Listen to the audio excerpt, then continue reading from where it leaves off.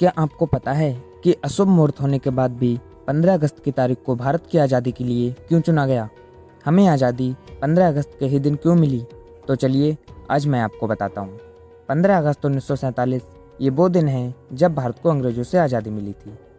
भारत करीब 200 साल तक अंग्रेजों की गुलामी करता रहा था। बहुत से देशभक्तों ने देश की आज़ादी के लिए कुर्बानी दी थी, जिसके बाद ही आज हम इस स्वतंत्र भारत में सांस ले पा रहे हैं। ये बात है 1947 की, जब भारत में अंग्रेजों का तानाशाही शासन चल रहा था और उस समय भारत के वायसराय लॉर्ड लुईस माउंटबेटन थे।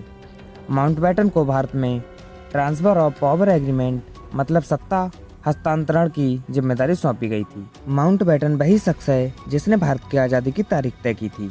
दरअसल माउंटबेटन 15 अगस्त को अपने काम के लिए काफ़ी खास मानते थे और इसे खास मानने की यह वजह थी कि 1945 में दूसरे विश्व युद्ध के समय 15 अगस्त के दिन ही जापान की सेना ने ब्रिटेन के सामने माउंटबेटन की उपस्थिति में आत्मसमर्पण किया था।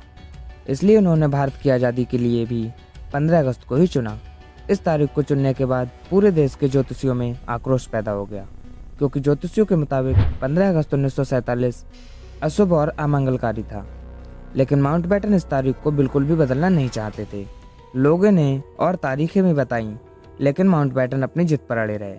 तब सबकी सहमति से एक रास्ता निकाला गया और आज़ादी के लिए 14 और 15 अगस्त की मध्यरात्रि का समय तय किया गया। अंग्रेजों के अनुसार रात 12 बजे से दूसरा दिन शुरू हो जाता है। ऐसे में 14 तारीख की रात 12 बजे को 15 तारीख कहा जाता है। वहीं हिंदी गणना के अनुसार सूर्योदय के बाद दूसरा दिन शुरू होता है। ज्योतिषियों की तरफ से एक शर्त रखी गई थी कि सत्ता की हस्तांतरण का भाषण 48 मिनट में संपन्न किया जाए। इस वजह से यह भाषण 12:39 तक दिया गया था।